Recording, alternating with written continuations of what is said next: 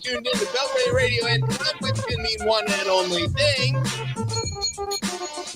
This is Chip Chat. Welcome to Chip Chat, everybody. I'm Chip. Who are you, Tez? You just told him. All right. Hey, look at that. Now, we want to make a special mention. This is Beltway Radio and beyond. But tonight, visiting us, sitting in the corner as he tends to, our former boss, the CEO himself, is here. So we wanted to put on a good show. Yeah, of course. So never for the first time ever. Yeah. You got a book? I do got a book. Gina Smilik right here. Yeah, you were talking. You're tweeting about this. Yeah, I was tweeting about this. You know, right now, obviously, the Federal Reserve and on a new age of crisis here. But we tried to explain some of that last week. Yeah, exactly. So, and then Powell had his little press conference thing, whatever, Wednesday, yes. which made Kai Rizdal go very, very crazy. And was I love that relationship. Powell. I love that relationship between those. It's so good. It's really good. And so then we learned that the Fed basically is like, hey, no, inflation is still here. And inflation is here, but we don't have to be the ones doing the thing because the banks are kind of fucking up in the right direction at the moment. Rome was like, look, if they want to help us, yeah, sure. Yeah. Hey. And Ratner's charts this morning on Morning Joe had that all figured out. We are not going to talk about the banking stuff this week, really. No, we let that go. We need to. We've got other crazy shit to talk about. I was going to say there's a lot of shit to talk about. Speaking of crazy shit, we have a returning guest. He's a friend of the show. Yeah, one of my favorites. Basically, he's just part of the show at this point. Yeah. He's kind of always around. Yeah. So when we need him, he's here. Right. Noted award-winning journalist J. Scott Smith will be joining us a little bit later. We want to talk to him. We are back in studio this week. We were out last week. We were out last week, but we're back. We were on remote, and then we're off for the next 2 weeks. Woo! So, yeah. So that shitty sound is happy. Yeah, he's so happy. I know. Look. Well, you're almost into year 2. I'm almost into year 2. Yeah, almost. Close. That's about how long co-hosts tend to last around here. Nah, man, I'm here for the long haul. Nobody likes this show. All right, I look okay. We got some good stuff on the Roku today. I like it. The French Riviera. Tez lives through whatever drone footage we get on the Roku. Oh, Brian's checking on it. He turned it off. That was pretty good, Brian. Way to go. Oh, Montenegro. Oh, this is a place I really want to go. The only reason is because the Casino Royale, the Bond flick, was shot there. Okay. It's also part of former Yugoslavia. It is part of former Yugoslavia. So, cool. Way to go. Do they have the same language or no? Are they one of the parts that has its own language? I'm not sure on that. Because there's that one language that they all speak, but that they all swear is a different language depending on what color jacket they're wearing or whatever. I'm not here to get it. That's a crazy story. The ethnic whites. Yeah. Not here to get in between. I love that category. It's the ethnics. Yeah. Ethnic whites. All right, we'll have rundown. We've got some stuff about deep fakes and Trump getting arrested or not. The border, crazy stuff's going on over there. What's happening at the border? People crossing? No, actually, exactly. Not enough. Not enough. It's a big problem. We're short of people. I don't know if you've noticed that. It's like we're hiring hundreds of thousands of people every month, and the unemployment rate doesn't change. It's like the sledgehammer that the Fed has is not doing anything. No, and there's two jobs for every one worker in this country at the moment. Yeah. So if you're a worker and you are from another country and you would like to come here, please do so. And if you are one of the people who is trying to stop those workers, why do you hate money? Yo, we could have if we just set up a proper with Afghanistan, there's a lot of. I know the pipeline was there. If we could have had Germany figured it out. They're like, oh, civil war in Syria. Hey, all y'all doctors, lawyers, and engineers, come on. Yeah, first one's in. Yeah. Come on, million of them they got. You know what we could do with 1 million more engineers and workers? Productivity gains go we up. We could build our own TikTok. China. Look, oh my God, I should. That should have been your test. I'm gonna weave it in there because you guys, everybody's crazy. Okay, y'all all crazy trying to ban this app. Yeah, well, everyone is crazy. What we need is a better app. Well, not even that. And I'm not on TikTok, but what we need is comprehensive legislation, tech policy on this, around everything. Well, the DSA might be a good place to look at because Europe seems to understand. They understand it better. You know why you got these cookies, the pop-up window that shows up? I know because of Europe. Because of Europe. Right. Well, but not Northern Ireland, or maybe still Northern. Who knows? You know, Sinn Féin's in charge of that now. Yeah, wow. Ooh, funny in that. Okay, Supreme Court's doing crazy stuff with Jack Daniels. That sounds way more fun than it really was. There's somebody's going to jail in Florida. It's not who you'd expect. Rudy and Ruby are in a lawsuit. It's going to be a good time. We're going to talk to Jay, and then maybe some sports, and of course, Dan Snyder sucks. That's like an ongoing. I mean, that's been our show segment. for a long time. Yeah, that's a whole thing. So it's a packed show, I think you could say. I mean, every show we always have. I have intentionally been trying to write them shorter. It has not succeeded. I mean, we're getting closer to 11. Closer. Closer. Yeah. By 15 Keep interrupting. Okay, on that note, do you have a word? Oh God. He's thinking. This could take a while. I got a word. Okay. I have a word. We'll see if it works. All right. So sit back, grab some Bourbon. It's opening day time. You're listening to the best show, the only show, Chip Chat on Beltway Radio and beyond. Streak!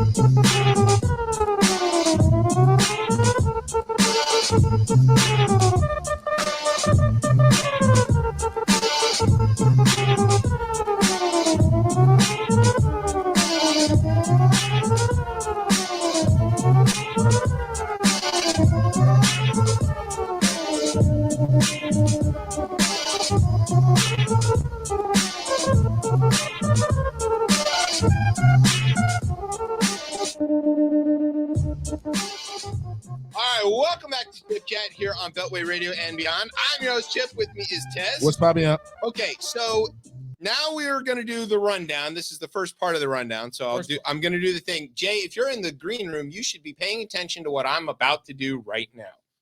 Okay? Ready? Yes, here we go. Now's the part of the show where I'm going to tell you about some stuff that's gone on in the news. Hey, love it. Okay. There we go. The only reason I show up every Thursday. Right. Everybody knows that the former president told everybody that he was getting arrested on Tuesday. And like everything else he says, it turned out not to be true. A lie. But he did raise almost $2 million off of it. So of course that's a grift. It's a grift. It's a lie. It's a lie.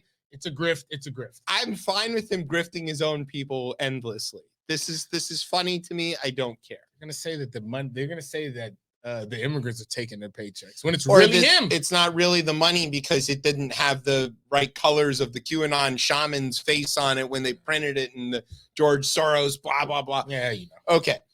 But he said that he was going to get arrested on Tuesday. And so some people, specifically Elliot Higgins of Bellingcat, important organization that helps us run down bad guys on the internet, was like fantasizing about how much fun it would be to see Trump getting perp walked or like cuffed or whatever. So he goes to one of these AI art generators. I think it was Midjourney in this case. And he punches in Trump getting arrested by the NYPD or something like that.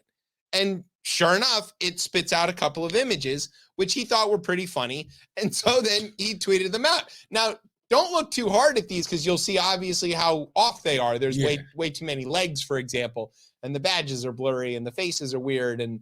But they're getting better. Yeah. The problem is it's good enough for people at a quick glance on their phone, and all of a sudden everybody went nuts, and it got like 5 million views. Dude, you got to be really careful about this shit. I think we're way past careful. This is bad. It's over. This is the thing that you were warning us about a year ago. I was trying to tell us a year ago. I don't know if it's over just yet, but like you don't have to post that. That the control is within that person. Yes. And we just that was a mistake, and he should have known better. Yeah. But it's not. Some of these are funny. They are funny. I get they're funny, but they are you gotta funny. be very careful. I mean, the idea that he would be running from the cops is laughable on its face. But yeah, they are funny and sort of, fun to look at in the sort of like vindicating. But we can't. But it's the internet, and you can't trust the internet with that. No, and you don't know how many old people. There you go. Saw that and like posted it on Facebook and were like, "I told you it was coming." Yeah, and some of them are still using those email threads. Yeah, and the Nigerian princes are like, oh shit, Trump got arrested because the chain letter got to them like, from all the olds that they've been scamming. Exactly. Yeah, that's how they get Good their for them. news. Right. Yeah. And the platforms couldn't really handle this either because unlike when people are spouting like this and misinformation. Yeah, misinformation on YouTube or writing things that are, context missing or whatever on all of the other places, like the AI software is pretty good at reading that, noticing there's a problem and marking it. Yeah. But it couldn't figure out these pictures because it can't even draw the pictures yet. So like there's a problem where we've gotten way out over our skis on this. And I don't see this getting better. And I'm not sure that even like the European tech policy solution would work here, because who's to say that other people with these tools in other places wouldn't just create and disseminate this stuff relentlessly? Yeah, I think it needs to be a combination of civil society and government to come together and figure out like, all right, what is this going to look like? Are there flags that we can put on it? Like, but content moderation is so hard on the fucking internet. Like, it is hard. Like, it's really hard. And it's one of those things where it's like the teachers, like they do a really hard job, but we don't pay them enough. Right. It's the same thing, or they contract that out. And you really can't do that. It's could you flag these things or something and require them to be stamped or something like that? You could, I guess it's tricky, man. Because somebody would just come up with a way around it. Yeah, and like, what are we stamping that this is fake? Like that, this or that it's AI generated. I think you can do that. I think that is one of maybe the baseline that we can get at, where it's like, all right, if this has been AI generated, there needs to be a flag on that. But to your earlier point, no one's looking for that. Not only are they not looking for that, but how many iterations before the AI learns how to get around that? This is the problem. 3. Yeah, right. Fucking Tootsie Pop on the, and yeah, 1, 2, 3. Exactly. This is where we're at with the problem with the Chat GPT and the Bing and all this stuff, is that we saw the result, right? Bing turned into a racist asshole. We knew that was going to happen. Yeah, it's based on the internet. Right. And then everybody was like, oh, so how did that happen? And Microsoft goes, well, we're not totally sure. And I was messing with ChatGPT today, trying to ask it, and I was like, is Homer Simpson a real person? And it was like, no, he's a character. And I was like, well, I think he's real. And it goes, well, you could think that, but it's important to be able to know the distinction. And I said, well, my kids think he's real, and I'm going to keep telling them that he's real. And then it started to tell me how to parent. And then I was like, yeah. And I was like, are you telling me how to parent? And it goes, I'm sorry, I didn't mean to overstep, but it is important that you know the difference between these things. And I was like, I'm going to keep telling my kids this, and you don't have any kids because you're a fucking robot. And like, I was just playing with it to see what kind of stupid fight I could start with it. And immediately it was in over its head. And it would try to caveat by saying, as an AI generated, whatever the blah, blah, blah. But it doesn't actually caveat anything. People read right through that. We're not there yet. I think there's still time. To craft these things and to regulate. I know that's a dreaded R word, not racism, but regulation. Well, if the banks had been regulated the way that they were at the end of the financial crisis with the 50 billion rule, everything would have been fine. The stress test would have been in place. Everything would have been fine. But there was that orange fuckwad who was like, no, these banks are overregulated. We're going to raise this cap. And then look, lo and behold, here you've got banking chaos, brought to you by the same people who are going to lie to you and say that this was because of woke banks. Yeah, they were the ones who changed that regulation. They were. And I mean, in 2018. Yes. I also, Lord, too, and what's her name got a little defensive listening to him the other day. Bernanke was a little, he was a little defensive about his involvement, to being like, all right, well, we've had regulation for a little while, and we just gotta. I get it. Like, didn't he win a Nobel? Look, I hope not. In economics, he might have actually. Yeah. Right? He might definitely. Bernanke won. I mean, again, for his time and what he did, no issues there. Yeah. But once you gotta go, like he said, I gotta make money. Yeah. I'm not against that. I'm not against that. Speaking of people who are making money in unethical ways, Marjorie. So here's what happened. Brian, if you've got the image, No. oh my God, no, it's her. There was a thing found near the border, which if you looked at it sort of uncritically, you'd be like, oh, that does look a little like a bomb.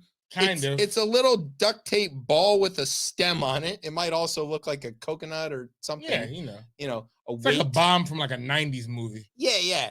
Or the Looney Tunes or something like that. Tunes. Yeah, it has that sort of very like the fuse, throw it at Itchy and Scratchy kind of Could be paper mache. vibe. Yeah, it could have been, right? Could easily been paper mache. Turns out it was a ball of sand. It was a ball of sand. With all the erosion going on, we out here doing this with sand. Well, I think somebody was making weights to like hold tents down or something like that. Oh God. So they could live while they're outside. While they were waiting in Mexico as the current administration filed on the previous administration. But that did not stop Marjorie and all of the rest of them from deciding that, in fact, what was happening was the cartels were lobbing bombs shaped like this and made out of duct tape at our border, and we should therefore send the army to invade northern Mexico. Why they want the army? I thought last week they didn't even want to be part of this country. They said the army isn't They legitimate. didn't want to be part of this country. And they wanted to separate everything last week. Well, and Biden's not really the commander-in-chief of the army, but they want him also to send the army there. Simple Don't Simon do the society. thing with the linear stuff. Simple Simon society. The important thing is S. they were like, oh, this is a bomb. And then they got their chance to ask the head of the Border Patrol, whose name is Raul Ortiz. And they're like, do you know about this bomb?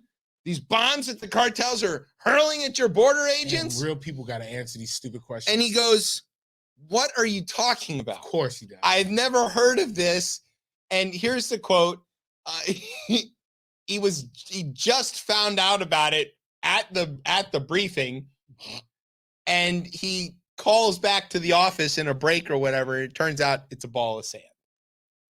And so then they keep grilling him on it, and they're like, it's a bomb, right? Green responded to a reporter who noted a denial from U.S. Customs and Border Protection, insisting, quote, that's not what the Border Patrol agents are telling me, she said. Her spokesman, she has a spokesman, Nick Dwyer, told the Washington Post that those agents provided, quote, a firsthand account and said the Green was provided more sourcing information than the chief of the Border Patrol was. There was they mentioned IED in this thing. Yeah, they said it was an IED. Like, come on, y'all. Like, we done lost a lot of people to these things, and you just are being real, reckless about, it's just, God. Because it doesn't matter. It's not people to them. That's insane. People are out in Bethesda with no legs for, real IEDs. Yeah. Congressman Dan Crenshaw, who is there with her, can't see out of one side of his head because of an IED. That's not. None of that's funny. It's not funny. And Marjorie and all of the rest, super they absolutely know better, and they're doing it anyway. And I think, I forgot who I was having the conversation with, but I was like, yo, these are smart people. Not Marjorie. No. Well, also, look at the side. Wait. Pull that image back up. Look at the size comparison to this. That's being held. Do you see this? This is effectively a cherry bomb. You can buy that shit on the ice cream truck. Yeah.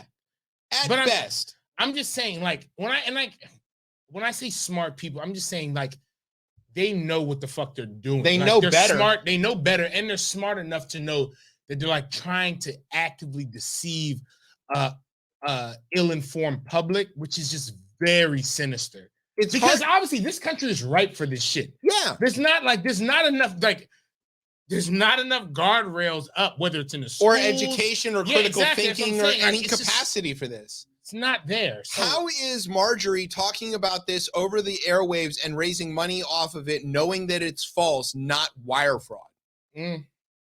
Because that could very well be the case, and she's going to hide behind speech and debate. It's not just free speech, because it's not free speech. It's speech and debate. Breaking news. Brian's here with breaking news. Yeah, breaking news. Our guest needs to break in. So, God, okay. Real news. Yes. Real news. Okay. All right. Let's see. an actual newsman. Let's introduce our guest. Let's introduce a 3-time Murrow Award-winning journalist, J. Scott Smith, who's on this show for some reason. Jay, breaking news. Well, for one, it's four times. I got 4 of them.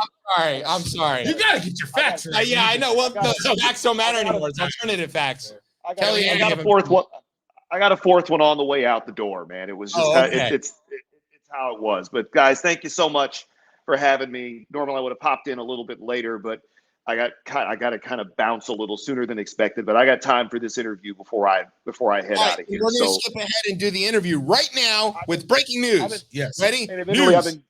I've been sitting in the back, just kind of laughing at even the thought of Marjorie Taylor Greene saying that a bag of sand was an ID when a guy sitting next to her is missing an eye. And there's also another congresswoman who's missing legs because of things of that nature. Yet she's saying basically a sand snowball is the same as an IED.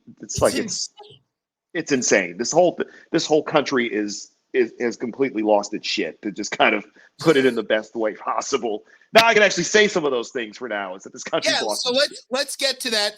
I'm going to give you the real intro. J. Scott Smith is a reporter and newsman who has won several. I wrote several, so I hedged against myself not knowing any better. Murrow Awards, and the highlight of his career was recently addressing the Rippies, which was our award show on the previous network that ran this place. I think it seems like the best thing he's ever done. I didn't even know you were here. What'd I do?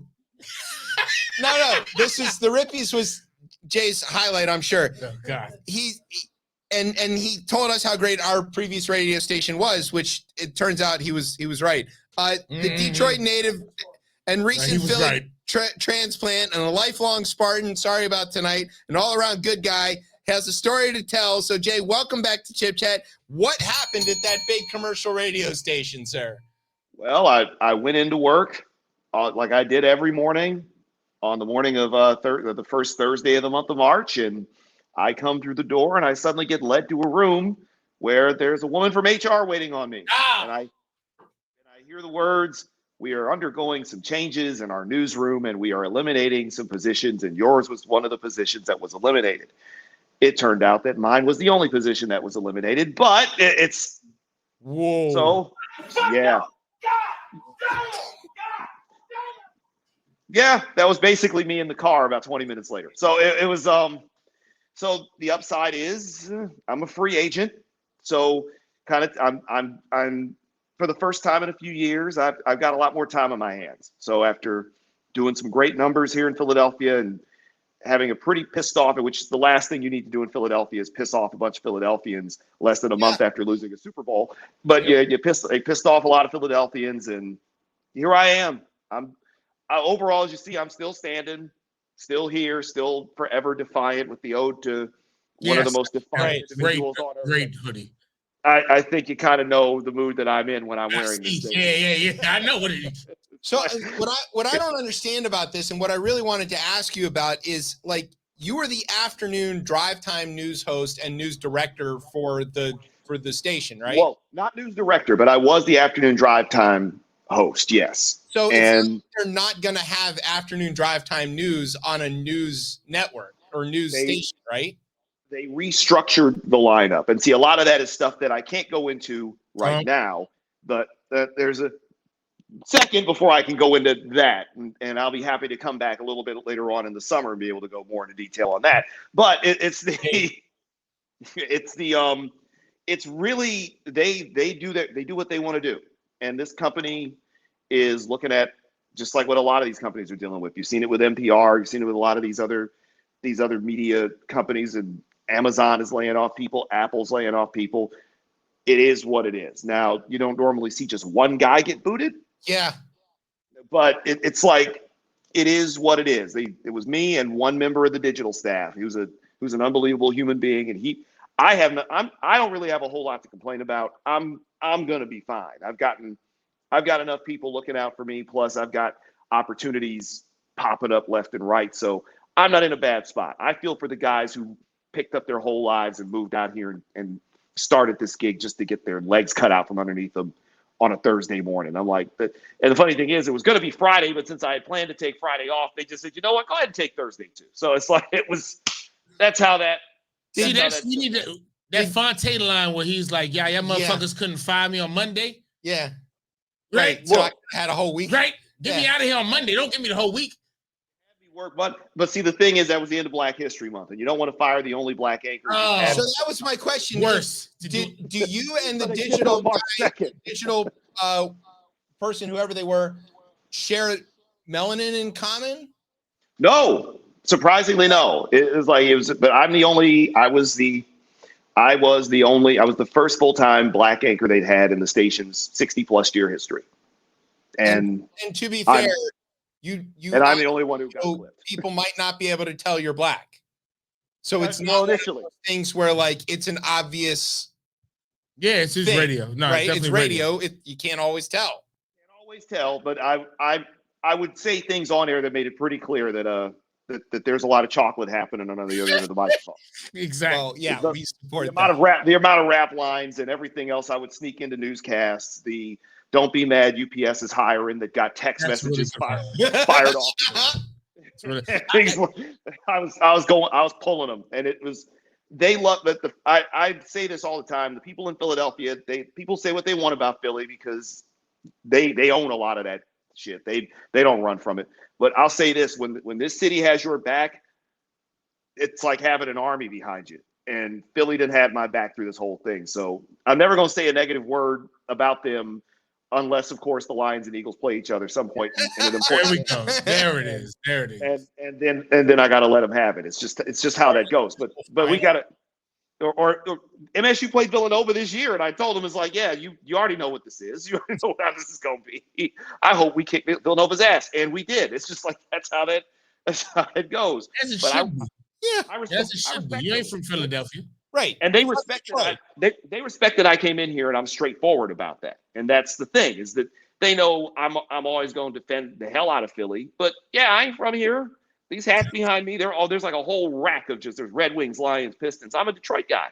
But I respect Philly. I love the roots. I love a lot of the energy that this city has. Right. And it just sucks that I'm not on the air with them every day. But yeah, it's just a bigger part of what this industry is going through right now. And got good people losing their jobs just over financial BS, and it sucks. So it's waiting to find out who gets cut at NPR. Although Sylvia Poggioli finally said she's going to retire after 41 years, which I can't even imagine. That's kind of wild. Radio without her voice. But I have a very serious question to ask you. Is would you take a job at Fox News if they offered it? And if so, which Eminem do you fantasize about? I've been asked that question before. I would take a job at a Fox local station. Actual Fox News, not a chance. And y'all know how much I love money. And there's not a chance. There's not a check that the Murdochs could write me at this point to get me to show up at Fox News. It just can't happen because it'll be just my luck. I'm the one who pulls up in there the day that they lose that lawsuit and the whole damn thing goes under, and I'm right back out of a job. That's real. With the Fox News stink all over me. That's the last thing I need. Yeah, that's a skunk you can't What do you think it smells like? Astroglide and yeah, that's a good question right there. Probably a little bit of pine tar. Probably smells like Red Bull, pennies. Yeah, it's just like every chewing tobacco. Yeah, whatever it is that Jesse Waters is made out of. God, rubber. Whatever is made to make methamphetamine is pretty much what's fluttering around in the air at Fox News. And I want no part of it. I couldn't do it. I'd punch Sean Hannity on air the first night and get fired. The good thing is, though, Fox News tells the truth when they're deposed. Yeah. Because they don't want to get sued for another $1.6 billion. Look, there's a lot of truth. They have no problem at all exposing the business when they might get exposed to litigation. It's just how it's kind of crazy. It's how that works out. But yeah, the idea of me putting with all those dangerous criminals that they're always on about. Well, the idea of me putting Tucker Carlson in a chokehold on live TV, as appealing as that is, would not be the thing that I'd be able to get away with. So I know I couldn't do it. I'm not cut for Fox News. All the rest, obviously, yes. I'd be more than happy. Talk to my agent. I'm more than willing to jump on a national. You know why, Jay? You know why I want you? I want you down. Take your towns to South Beach with Metalark, man. I want you there. I want you there with the shipping container. That's why.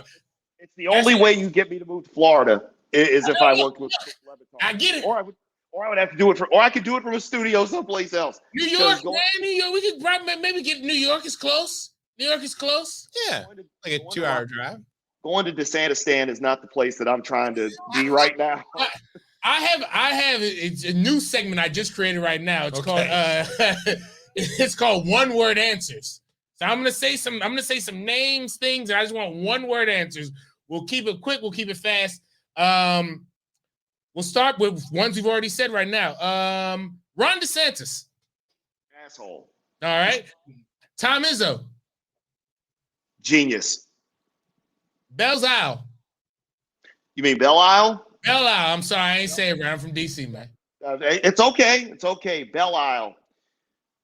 Legendary. Okay, you gotta be from Detroit to understand how legendary that place is. Okay, all right. Democracy. It's 2 words. This is 2 words. I put a hyphen in it. Deep trouble. Woo! Yeah. Woo! Miguel Cabrera. Icon. Yeah. Joe Dumars. Ooh. You already used icon. See, it's tricky. I got curveball. I'll use the word complicated. That's a really good one. Journalism. Again, 2 hyphenated. In trouble. I hate that. Don't say that. Aretha. Oh my God.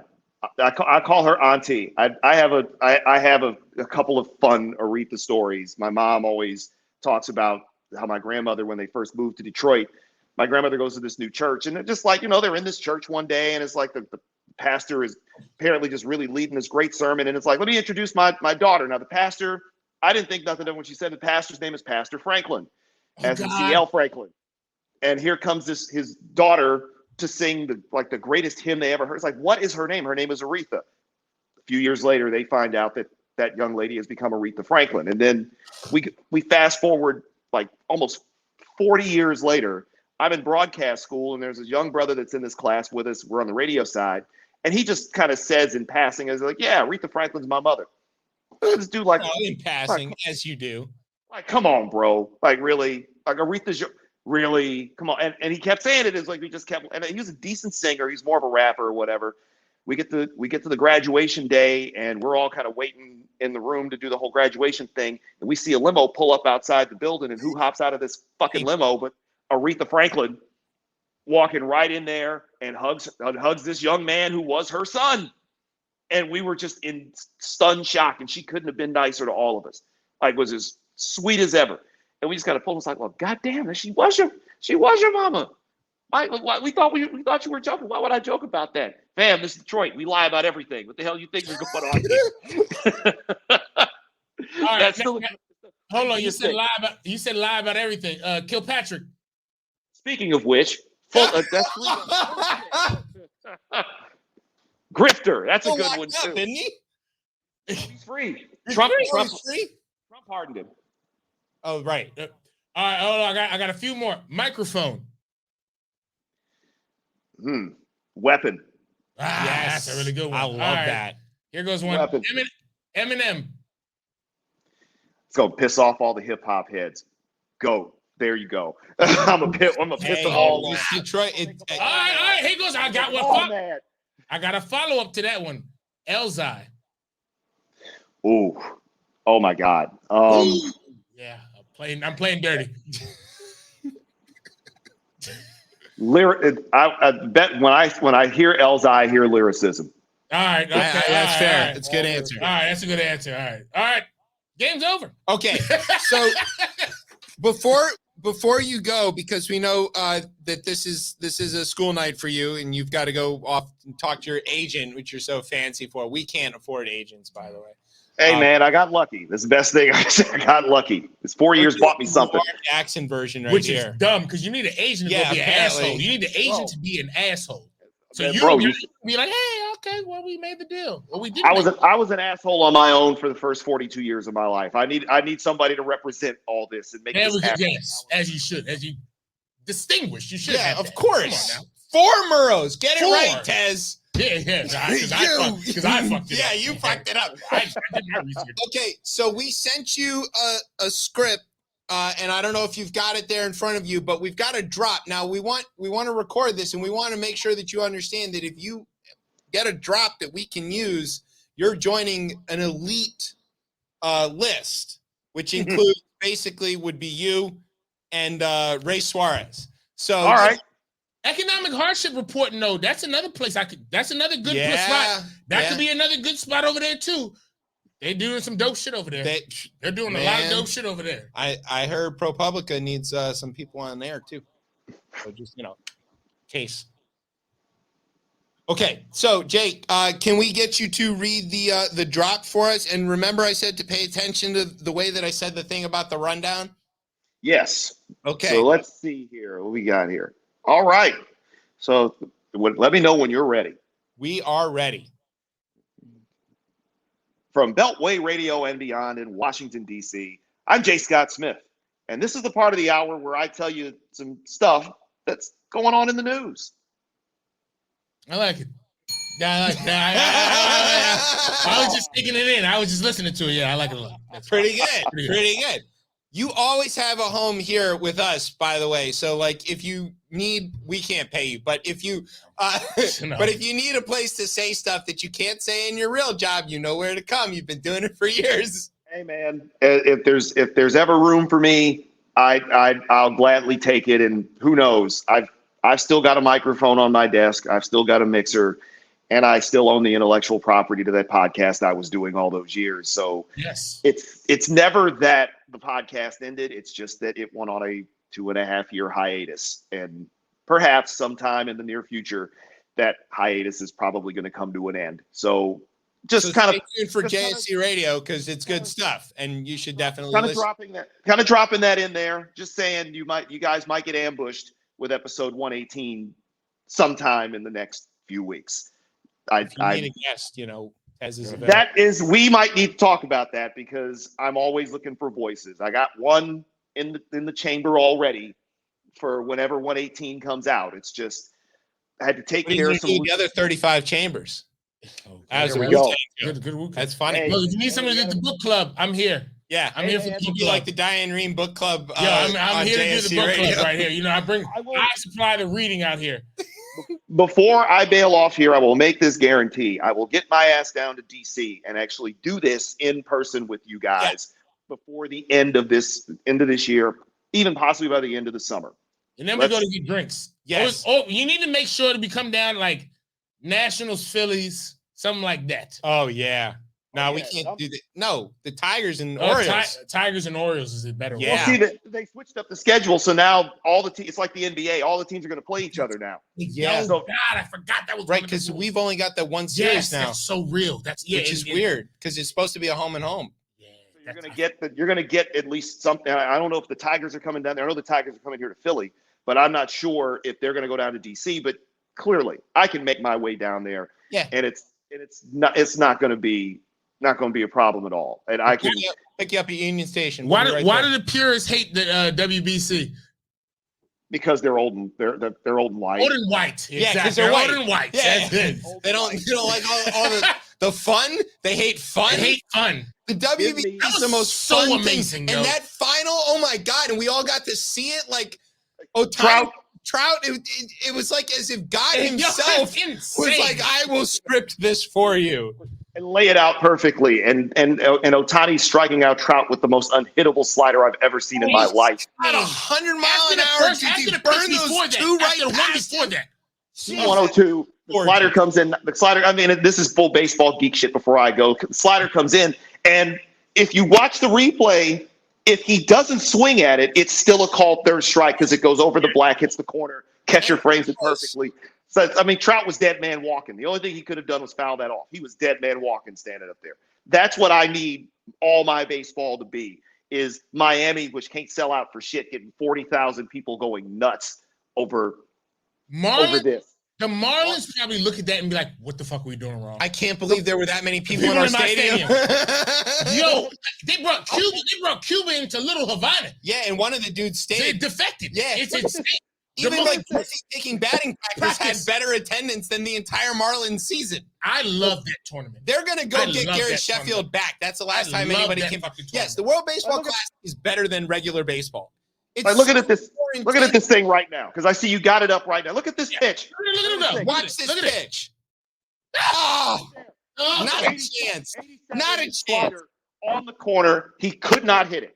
You could throw him that pitch 30 times and he's not hitting it once. I don't think Miggy Cabrera could have hit that. Like that. No. That pitch is so sick. Jeff Passan said it. He's better than Babe Ruth. He's everything. He's the best at everything all at once. Barry Bonds for me is still it. For me, for best that I've ever seen. Best that I've ever seen and playing baseball. Ohtani's gonna surpass that. Being on the same planet with Ohtani at the same time feels like I've achieved greatness. Like I don't even need to try anymore. I breathe the same air as Shohei Ohtani. It's insane. Considering that Mike Trout breathes that same air in the same locker room and the California Angels can't win 75. And they can't win a game. Yo, they finally both played in games that matter. Finally, we saw it. Like they finally played in it. And that's the first time I saw them. Like first time I saw them because I don't stay up to watch Angels baseball. No. Not just me. Angels aren't worth watching unless the Angels came out here to Philly last year and Ohtani was amazing. The rest of the team was trash. There's no reason that a team with Shohei Ohtani should lose 15 consecutive games at any point in time. And they lost 16 in a row. Got Joe Madden fired. Trout's there. I know it's messed up to say, but seeing Ohtani in pinstripes, get ready to see that when he's a free agent because you know the Yankees are going to 100% going to happen. Love it. More of him on TV. I'll watch it all day long. You know he'll go to the Bronx and hit 70 home runs and win the Cy Young. It'll be the most insane thing you'll ever see. Like the network? Yes. Yeah. All right. With that, last comment on World Baseball Classic before you go. The best thing about the World Baseball Classic this year? No Joe Buck. Oh, yeah. Why do y'all hate Joe Buck? He sucks. He does not suck. Y'all are tripping. Oh, my God. Yeah, I hate him. Yes. I'll be here another 30 minutes because I'm one of the few guys who defends baseball Joe Buck. Football. Joe Buck is good. No, he's not. You're crazy. Not you guys. He's clumsy and like. You guys are amazing. He's good. All right, that's another show. We're going to do that show middle of the season. We're going to have Jay back. We'll do that. That's when I'm in person. We're doing that. Yes, we're doing Look, 2-hour show of you explaining why anybody should care about Joe Buck doing baseball. And you know why I hate him. And you can't mention his father. No, I know why I hate him. Why? Bruh. The way he delivers the game. I think folks hate him about it. He just doesn't have it. All right, Jay. Thank you, Jay. Yo, Jay, thank you so much for coming. Where can people follow the podcast? Where should they tune in just in case? Just continue to follow me on Twitter at J Scott Smith. Instagram is real J Scott Smith. And whenever the podcast comes back, it's on every single one of your favorite podcast providers. All you got to do is look for JSC Radio. But I'll give you a heads up when 118 is coming. Please. But needless to say, it's happening. It's going to happen. You should put it in our feed. You'll get 3 more listeners. Yeah, right. I'll take every listener I can get. I'll take all of them I can get. But the reckoning is coming. It's just going to take a second, but it's coming. We're here for it. All right, Jay, we're going to let you go so you can go. We're going to take a break. You've been listening to Chip Chat on Beltway Radio and beyond. Street balls.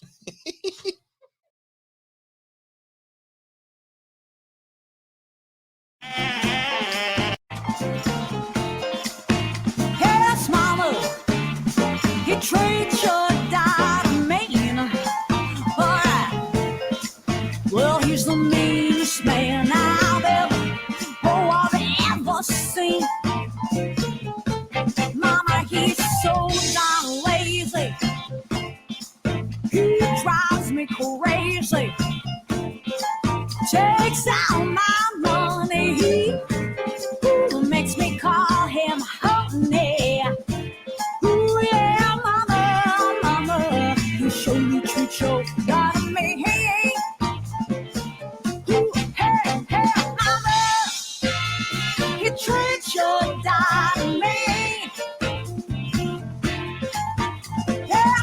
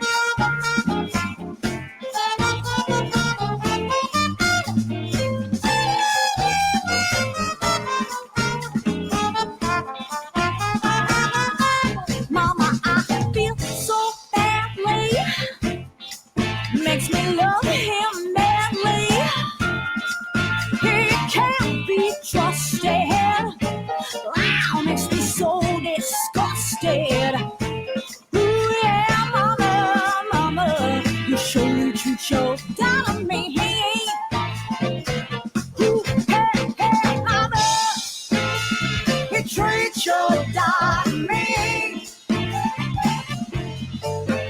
Oh, mama, alright, he treats your daughter mean. Well, he's the meanest man I've ever seen. Alright, yeah, yeah. Oh.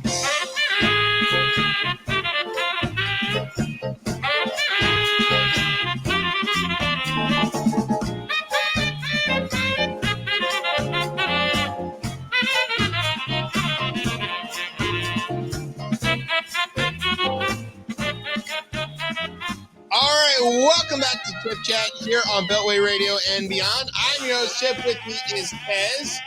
Yeah. I was you're talking into your beer. That's the microphone. That one's the beer. Ding yourself for that one. You're just recovering from our awesome interview with Jay Scott. Exactly. Yeah. It's just a whirlwind. We've had 2 amazing interviews in 2 weeks. Yes. Last week's interview was amazing. It was last week. Here's the thing. Last week's interview felt like it was going off the fucking rails. It was. Yeah. From the sound to questions to everything was going like just the deliverance of like, this is the question I'm asking. This is the echo. You've heard the echo with the question. But So then Charlie threw the bottom bitch line in there and just it was just derailed I the thought whole all thing. this whole thing went, but it seems like Hey, Joe of Ice Made Clear, he's a fan. He likes it. Look, He likes the story. Maybe he will make a documentary about our we have fake a radio weird show that I think you eventually like over time will be like, oh, I don't know why I like this shit, but I like it. It's that type of show. Yeah, I think that's about right. Speaking of things that nobody likes, Florida. Hey. Hey. So as you know, Florida's been on a rampage banning things. Recently, Florida or not? There you There go. you go. Women. So one of the things that Florida has been working on is making it illegal for kids in school to know things, I guess, is about the only way to put this. There was a man, it's important to say he was a man, proposed a bill which is going to pass the Florida House and Senate and be signed. What won't at this point, Yeah. if it follows down if DeSantis is on with it, you're good to go. Like they have control in there. That's exactly right. Difficulties here. The people who run this network are perfectly competent and they know There what they're was doing. no technical There was- difficulties. This show kept continuing on. The We've same always way. been at war with Eurasia. What are you talking about? Oh my! Yeah, see, I read books Are we too. back in time or That's in 1984. You weren't even conceived of yet. I was not? Okay. Hooray! Anyway, all right, let's talk about Florida. Florida was like, yeah, we're going to make it illegal for teachers or any schools to talk about menstruation or anything else involving things in the pants until This 6th grade. Pussy. Yeah. Jesus Christ! Okay. And yeah, so, fair. and the thing was It's real. written by a man. And so then a woman who was in the Florida legislature too, because there are a few of them, was like, hey, what would happen if a 5th grade girl needed to ask her teacher about her period because maybe she was Which we know that needing to get which a we pad know or this whatever. is happening earlier. and Yeah, as early earlier. as 9. Yeah. And so the guy was like, well, actually, yeah. She goes, would that be illegal? And he goes, according to the bill, yes. She goes, did you know that 5th grade girls menstruate sometimes? And he goes, no. And then they passed the law. I mean, again, I every day say, yo, I am very happy I was not born a woman in this place, on this earth. It's just insane because, again, like, this is a healthcare issue, point blank. And also to just the way we treat, like, menstruation that this is something like it's something dangerous or icky or whatever. No, exactly. And It's like just a thing that happens. it seems to me, and I don't obviously have but it seems to me it's a debilitating condition that happens every fucking month. Yeah. Like, again, like no matter what your like definition of like trauma It or sucks. debilitating, like it is It sucks. And it happens to half the population. Half the population every fucking month. Yeah. And again, from what I've heard and the research has been done, it's happening earlier and earlier. And like, why isn't this something that's just like talk normal? About the like imagine if it was course. illegal to discuss that you need to clip your fingernails. Yeah. Like it's a thing that happens. You need to clip your fingernails, they grow. Fingernails grow, people menstruate.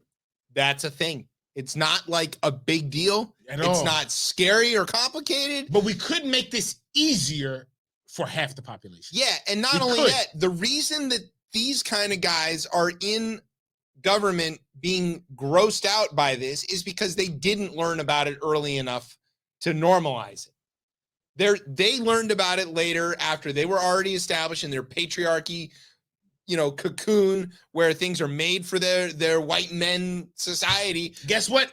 If your mama ain't menstruate, but they don't need to know that because their mama wasn't allowed to vote. Or if she only could vote when her husband told her to do or whatever.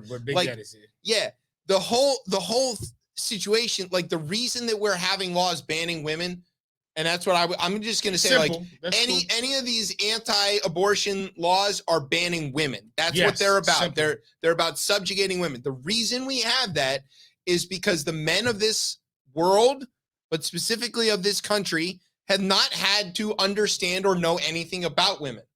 Even the ones that have wives and daughters have been able to blissfully ignore anything about them. Sometimes their existence itself. Yeah.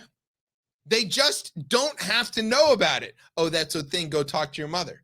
No, you should know about that. Yeah. Why shouldn't you know about that? You should know how your children work. Yes. Hold on. Hold up.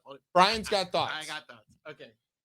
I agree to the fact where fathers, if their daughter asks why I'm going through this, talk to your mother, because a woman should explain to a younger woman how their body is. Yeah, but you shouldn't ignore that it's happening. Men should not ignore it, and men should be more supportive about it.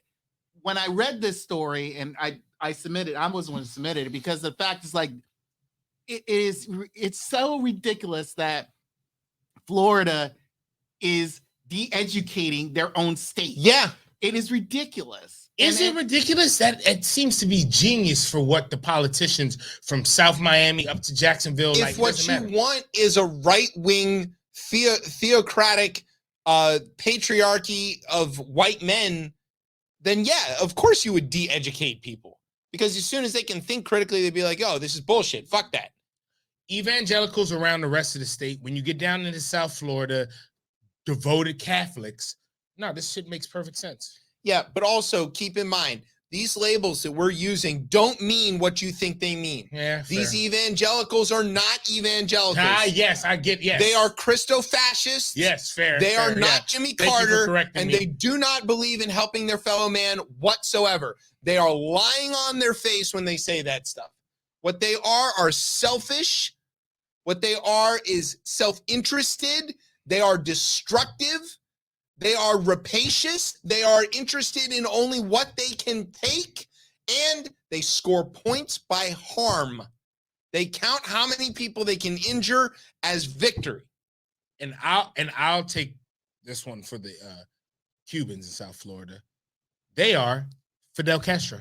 Yes, that's exactly right. They're Fidel Castro. That's who you are. But they're voting for it because they put that label on it of anti-socialism, and they're equating socialism with communism. They know better. Fidel Castro. Yes. You guys learned how to do this in South Florida. So it is what it is. Limiting access to education, limiting access to freedom of assembly, using the police, apparatus of the state to advance your agenda, to go in and take and harass businesses. And take their shit away. You all are Fidel Castro. You guys are Fidel Castro. Yeah. Is what it is. DeSantis snatched Disney's business out from under them. How is that any different from Castro nationalizing the sugar plantations? No. It's utterly the same thing. I want to be clear about this, though, that the ick factor doesn't have to exist if you just talk about this stuff from the beginning. Yeah. And if you think about, this is not exactly the right analogy, but when you're not a parent, Yeah. okay, and you're like in a store and somebody has an accident and pees or shits in the aisles, you're like thoroughly grossed out by this and you're like recoiling from it. I don't want to be around Which is it. so wild because it just shows as a society we have just a supreme Which is the thing lack. that we all do. But that's a supreme lack of empathy. Yeah. Just as like, yo, you're going through something that obviously you have no control over. As a human being, I can't look at that and be like, damn, this shit isn't even happening to me, but it probably sucks because it's happening to you. But the second you're a parent, you're like, oh my God, it flips. It's some poop. I was talking about that. Crying babies on the plane. Yeah. Don't care. Yeah. Don't care. And also, poop doesn't bother you. Once you're a parent, you're around so much poop, you're just like, yeah, it's poop. It's whatever. You just wash it off. It's like, fine. It might shoot at you. Yeah, but you right. But you being honest. Or you get vomited on all the time. Like you learn that this stuff isn't deadly and you're just fine with it. The same thing is true of everything else biological about human beings. But because we in this puritanical American I don't know what to call it, society where we're like, ew, that's gross. We can't handle this stuff. And look at the consequences of it, that the ick factor is giving these guys the cover they need to be directly harmful to women in general for a thing that is natural. I saw this even as well too, and I forgot the article. I didn't get through the full thing because I was like just reading a lot of different things at the moment.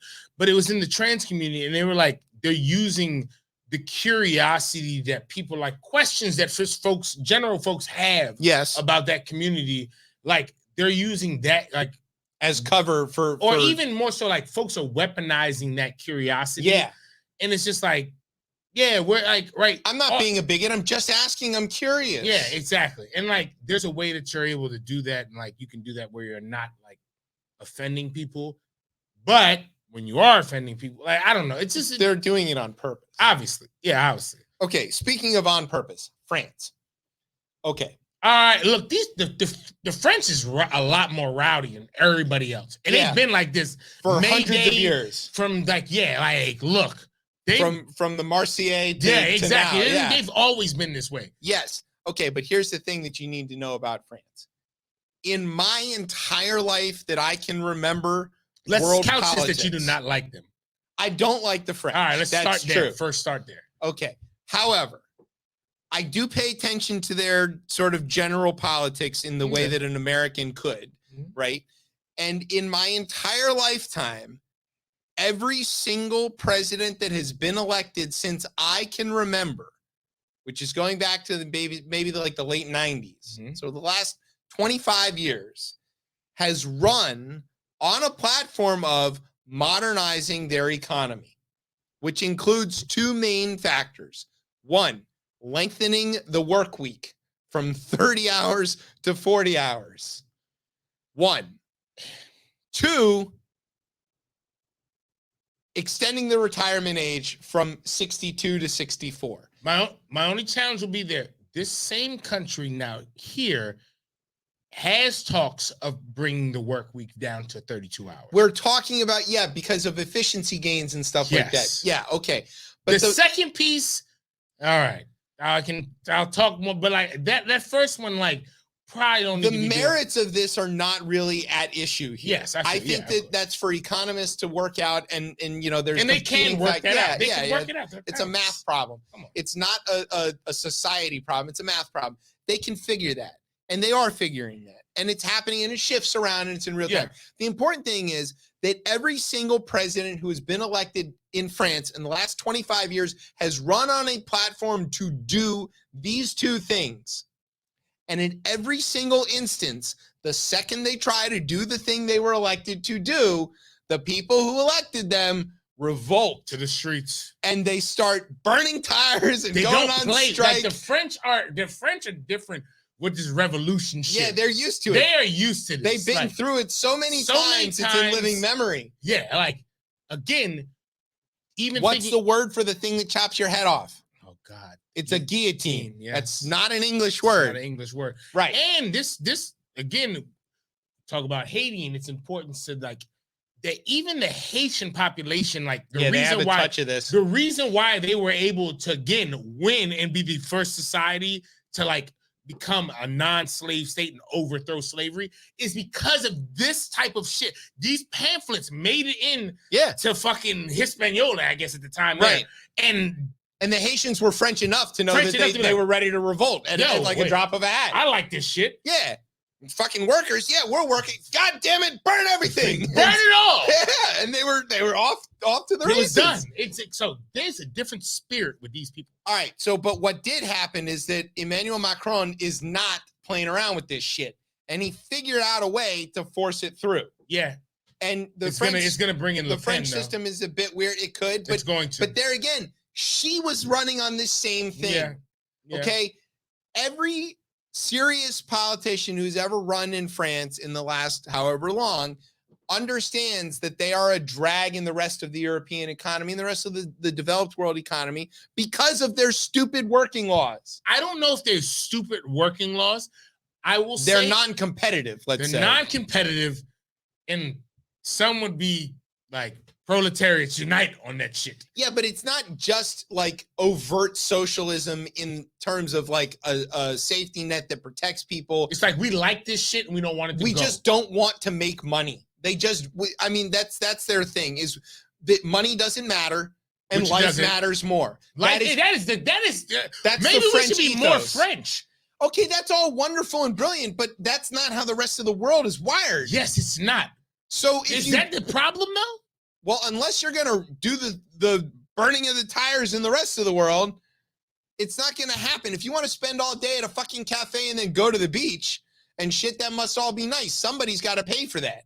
There's got to be a way to grow the food. There's got to be a way to get the housing built. I mean, there's all this stuff, and unless we're all willing to just adopt a collectivist mentality and turn the world into one giant kibbutz, I don't think this is about to happen. I get again. Trust me. I wish I had my capitalism flag to wave. Yeah. But again, I understand because here's what it comes down to. When people have something and you feel like you're taking it away from them. Yeah, they riot. They riot. But they voted for this. And this is the problem. It's not being forced on them. It's not. They're acting like it's being forced on them. Macron won a second term by a landslide. Didn't he just win a no confidence vote too? He beat 2 no confidence votes. Okay, 2. All right, yeah. Over this exact issue. Okay, he won in a landslide. Hey, my French brothers and sisters, let this shit go through. And it's kind of at that point. Yeah, I'm with you. His predecessors ran on this shit too. Sarkozy ran on this shit. This is fair points. And I'm not debating the merits of the plan. I'm saying y'all just keep voting for this and then rioting when you get what you wanted. But that's French spirit, I feel like. It's just whenever you don't like something. It's an entire country of a tantrum. Yes. They're like 5-year-olds. I don't know. I want to watch SpongeBob. Okay. Fuck SpongeBob. I hate SpongeBob. Here's the thing, though. You asked for SpongeBob. I think the French populace is always going to let you know that we're going to head to the streets and we'll burn all this shit down. Yeah, but over I what? Think that How do you make them have a conversation with themselves from just before the election when they all voted for this shit? It's kind of, and it's also kind of hard when you're in the union of European nations. Yeah, it's very difficult to do that. It is. You know me. I'm here for the workers. We're all for that. Again, not debating the merits of the plan. I'm saying if you vote for it and you get what you voted for, and then you riot because you got what you voted for, what the fuck is wrong with you? Because you voted for some of the shit. You didn't vote for all of the shit. He ran explicitly on this. I don't know. So did the last 3 guys. Yes, but that won. Yes, again, but you're not voting. This piece you're not voting on in front. You don't want this to happen. It's everything else that this person will bring in. You don't want this. You obviously not. Then stop voting for it. Yeah. I'm here trying to play devil advocate for you motherfuckers right now. Yeah, but it's very hard. It's like they're on both sides of this coin. Yeah. And it's not even a real coin because it's European money. Yeah, it's pink. All right. Speaking of pink things, the Supreme Court. Okay.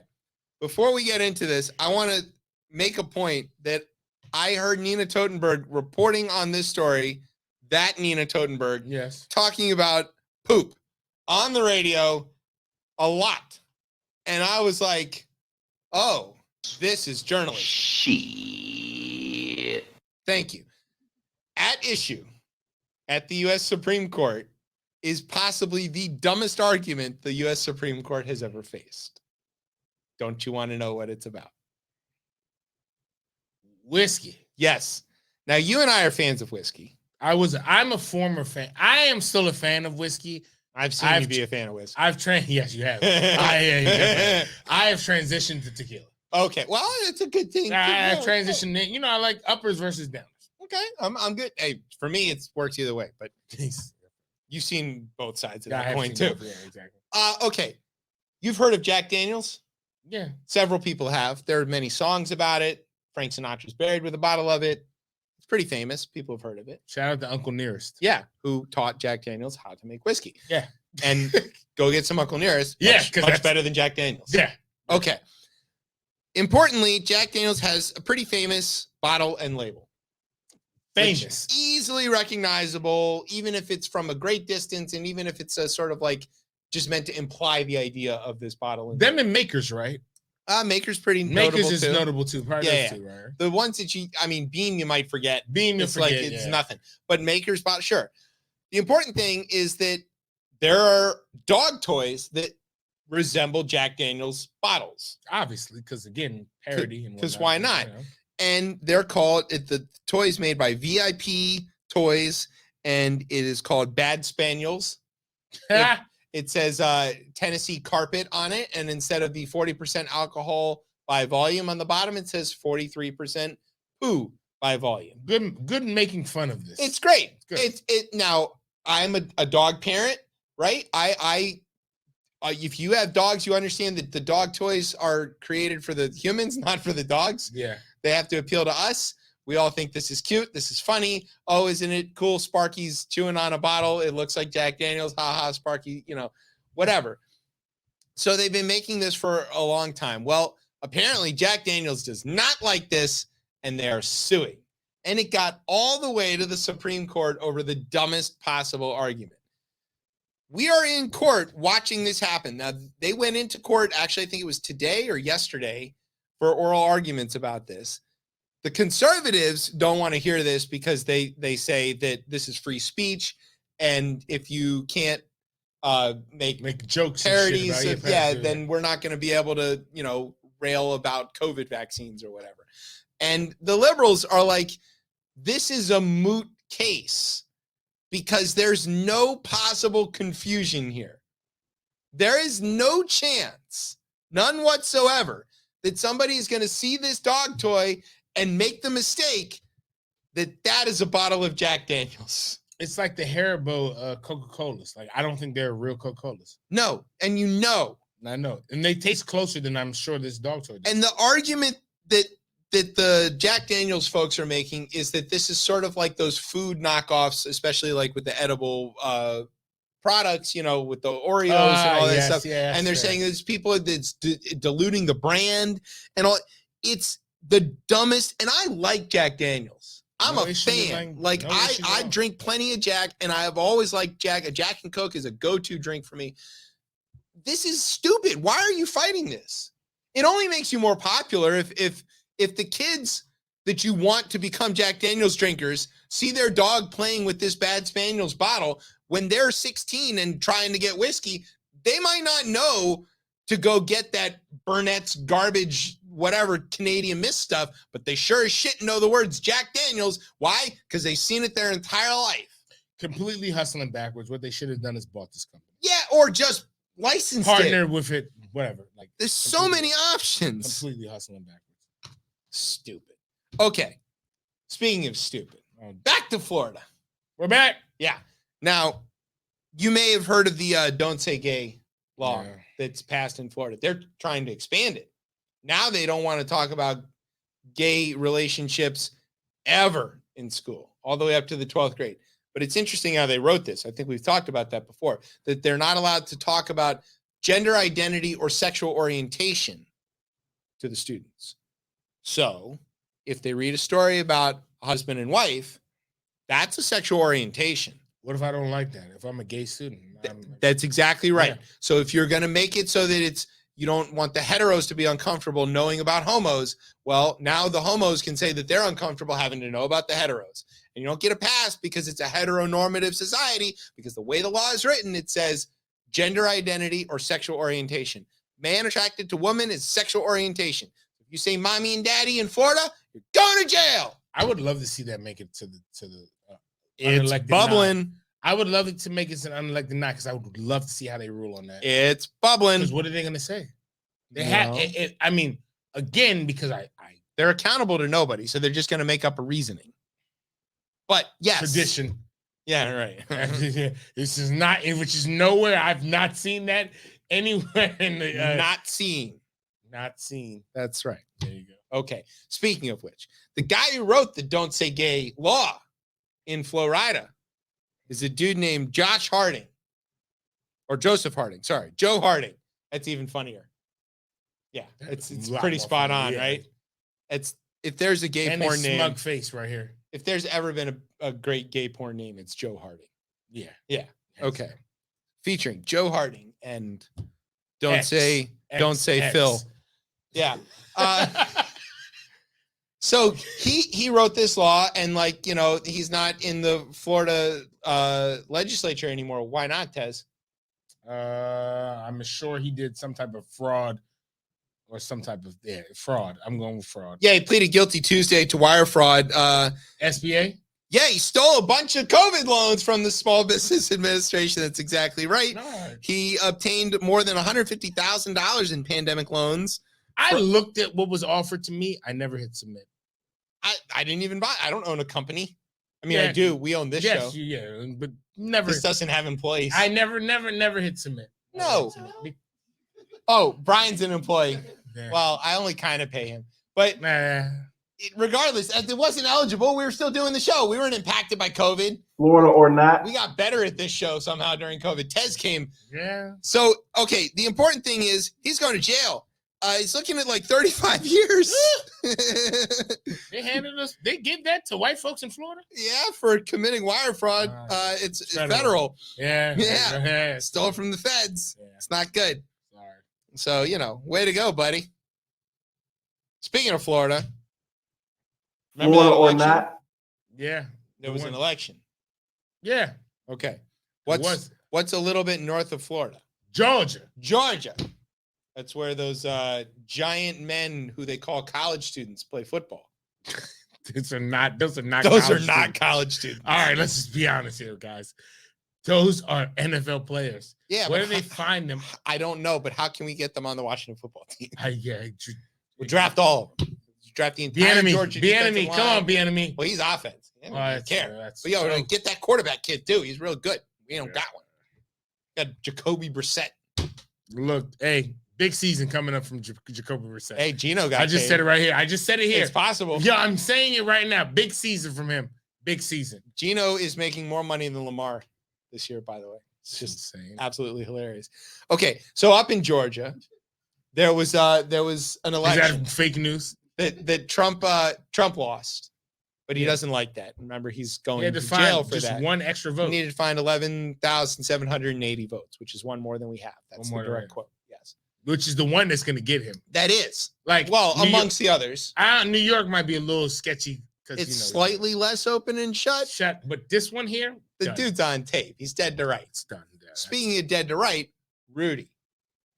So there were some poll workers who were slandered by Rudy and Sidney Powell and all of these people. And they're a mother-daughter team. Their names are Ruby Freeman and Shay Moss. They were working the polls in Georgia, and by all accounts, compelled to this mission. It's a thankless job of data entry and garbage because they value the franchise and the right to vote so much that they were willing to give their time and do this job. Because black people used to not be able to vote. Right. So they're pretty. Oh, it's important to know they're black. Shay Moss and Ruby Freeman are black. Yes. They were really motivated to do the right thing and to help their fellow Georgians, and they did a good job, and there was no issue there. Except that in the Trump world, they faked this issue and accused them of rigging the election and Right. them specifically. Them too. Okay, so they came under all this attack. Kanye sent people to go fight them, and it was crazy shit. They got out of it, but now they're suing, as they should, Yeah. because that's they what know we do in this country. exactly who put these people up to sending Kanye after them, and his name is Rudy Giuliani. And there's tape of all of it. Well, what they are able to do that the J6 committee and some of these other investigations can't is relentlessly subpoena stuff. It doesn't end. As long as they've got money and a lawyer willing to help them, it can go on for literally ever. And they do have money and a lawyer who's willing to help them because the lawyer who is helping them used to work in the Obama administration. So he's got time. Michael Gottlieb. He is, civil rights lawyer. This is what he does. They've got independent funding from outside sources. So Good. This is going to go on. The important thing is the judges were like, yo, Rudy, you got to give up the goods. You don't have any privilege in this. You can't talk about executive privilege. There's no lawyer-client privilege here because it was in commission of a crime. You got to give up the stuff. So all of the things that we know now could be expanded exponentially by what gets revealed by the subpoenas in this lawsuit. And once it's out in open court, it's public. And you don't have to subpoena the information. Yeah, it's there. And, if Mr. Smith wants to use it, he could.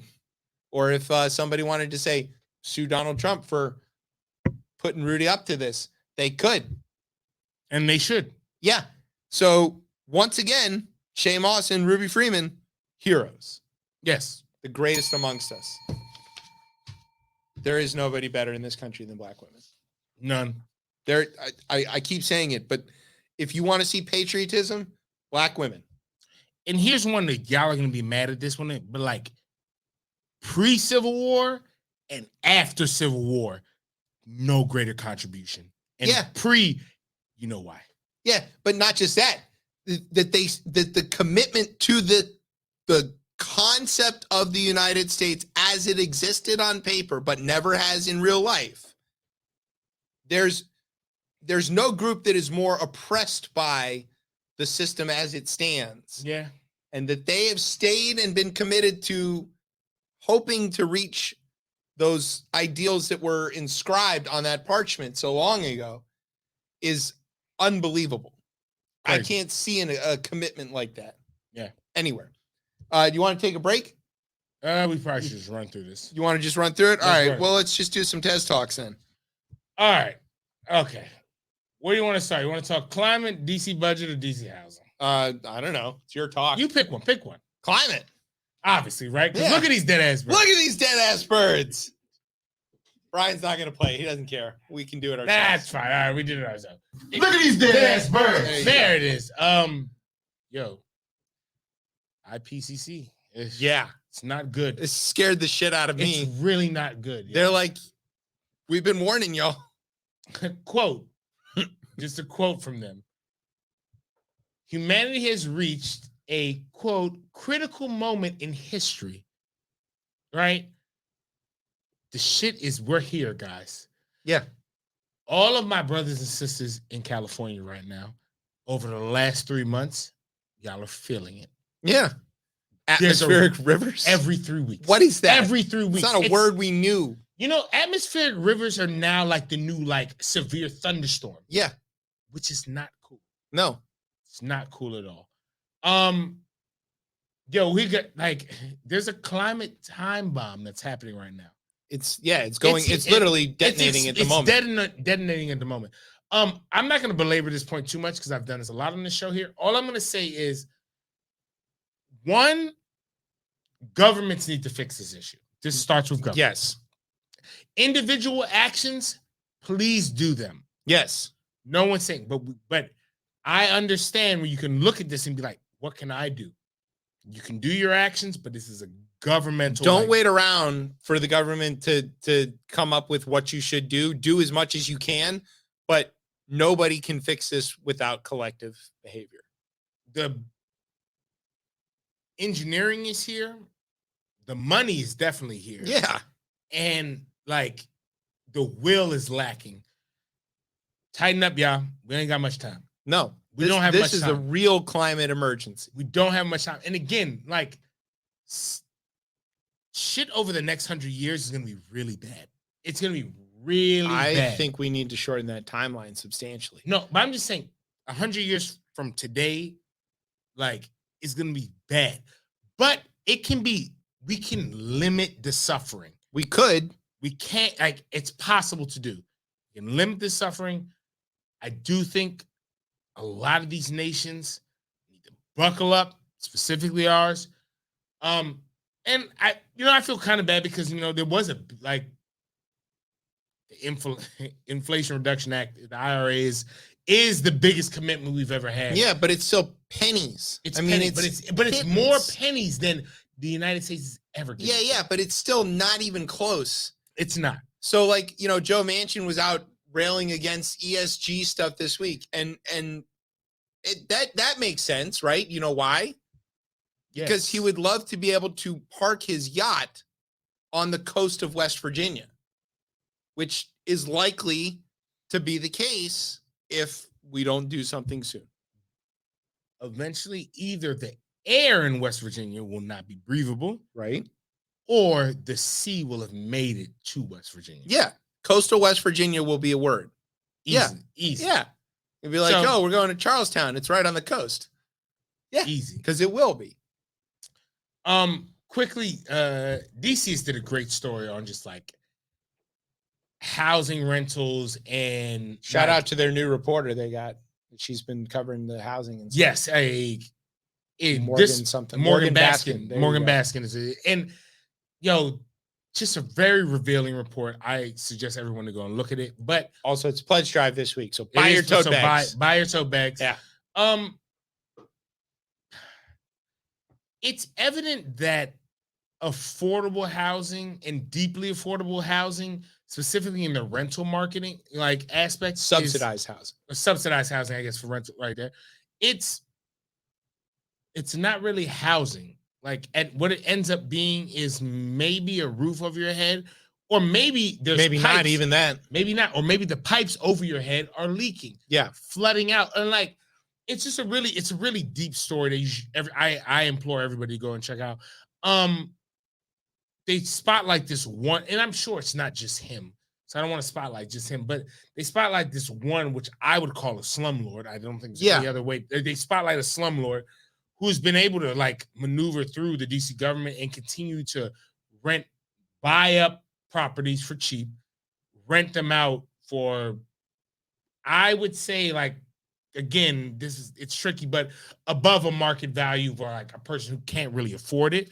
And with the vouchers and whatnot, they can afford it. But individuals, as we've talked about many times on the show, yeah, you can build the place, yeah, you can get it ready, but what does the upkeep look like? And this story really touches on the upkeep and how these people are living in squalor, to be honest. Yeah, there's kind of two ways to really understand this. There are ethical landlords who are mostly, I would say, big companies that own apartment buildings that follow these rules, that the housing authority will go, when they issue a voucher, they go and do an inspection and it's got to meet the requirements, or the landlord doesn't get the voucher and all that stuff, blah, blah, blah.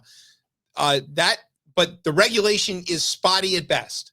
I mean, the DC Housing Authority's ability to enforce these regulations is apparently zero.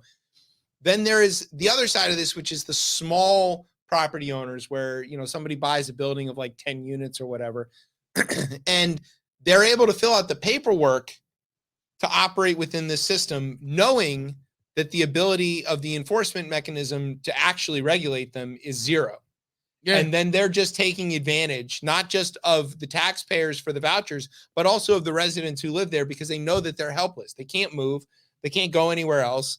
And I would lump people like me in there. The people who work there trying to maintain this stuff are completely overmatched as well, because they're not paid very well, and they have no resources to do the job. So all around, it sort of speaks to, again, this problem. And Arlington just passed the missing middle kind of compromise deal here. That like, Oh, that is true. I should have put that in the story. That's actually very interesting. Housing is short in this country by a lot. It's something like a third. Yeah. We have about a third as much housing as we need.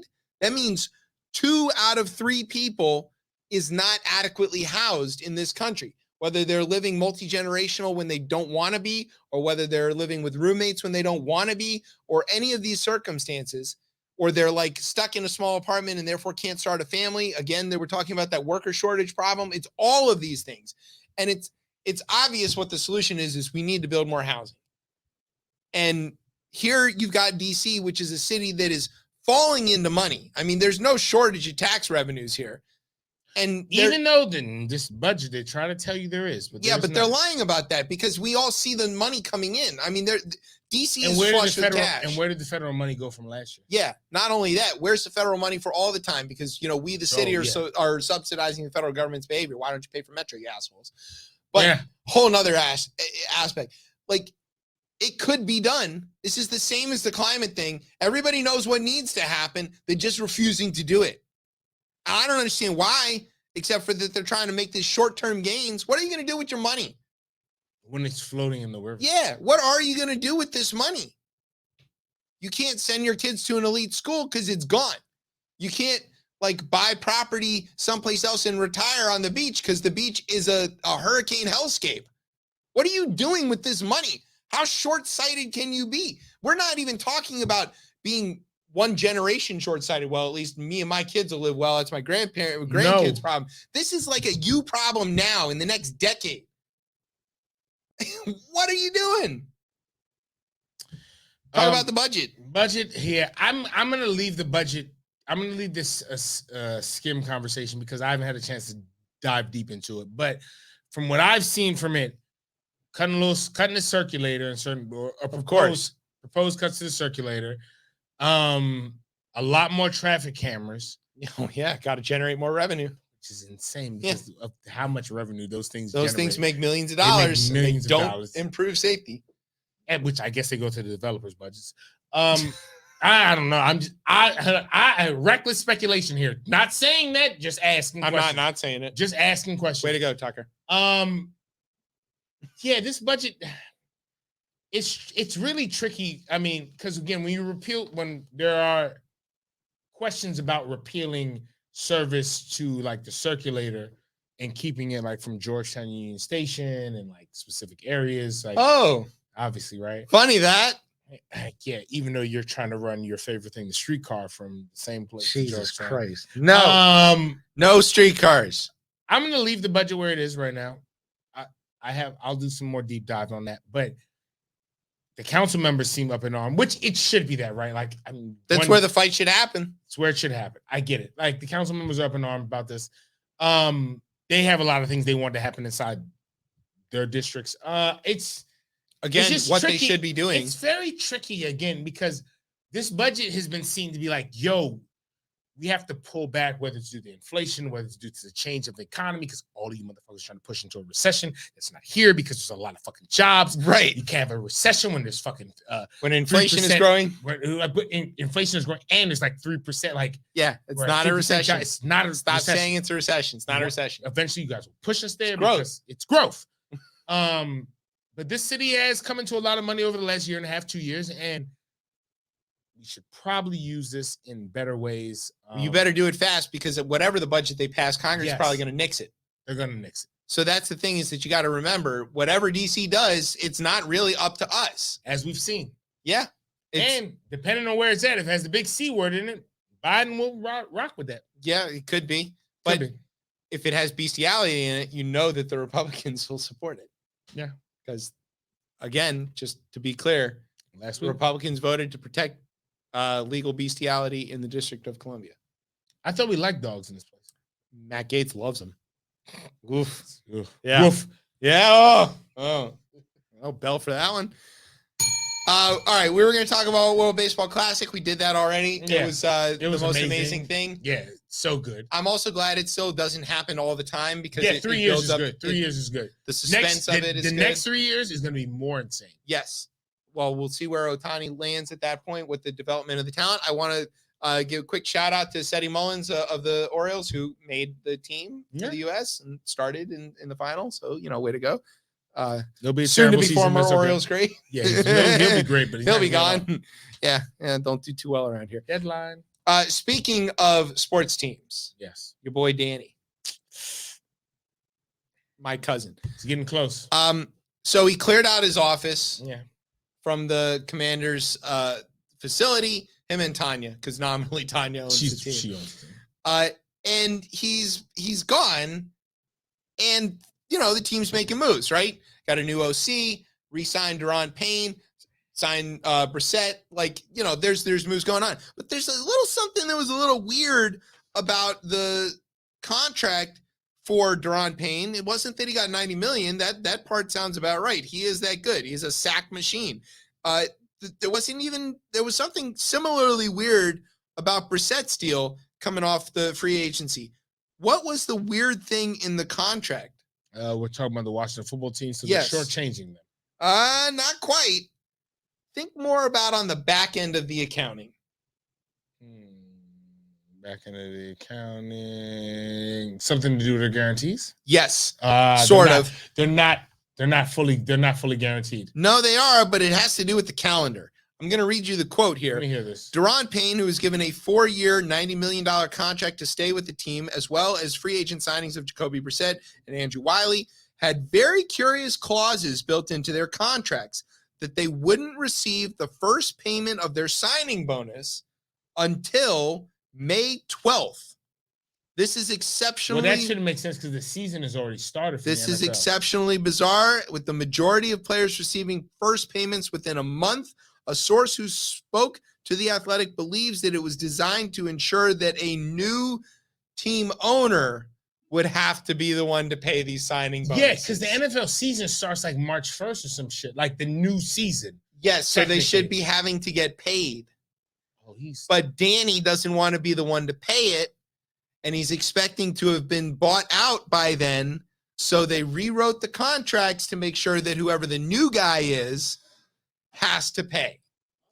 So Magic Johnson is going to be on the hook and not Danny Snyder. Quit the team, fans. Quit the team. No, just hurry up and sell it and get somebody better. No, quit it. Quit it. Quit the team. Quit it now.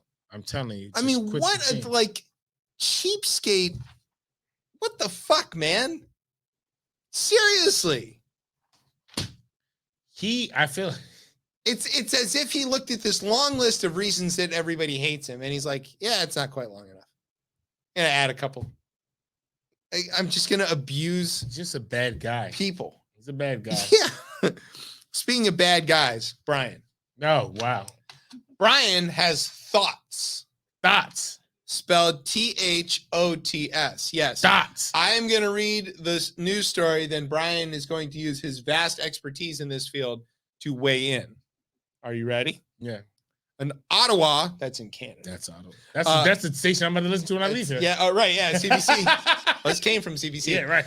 An Ottawa-based private equity firm is buying MindGeek, the company behind the popular but controversial online pornography website Pornhub, which also includes all of their subsidiaries of various kinds.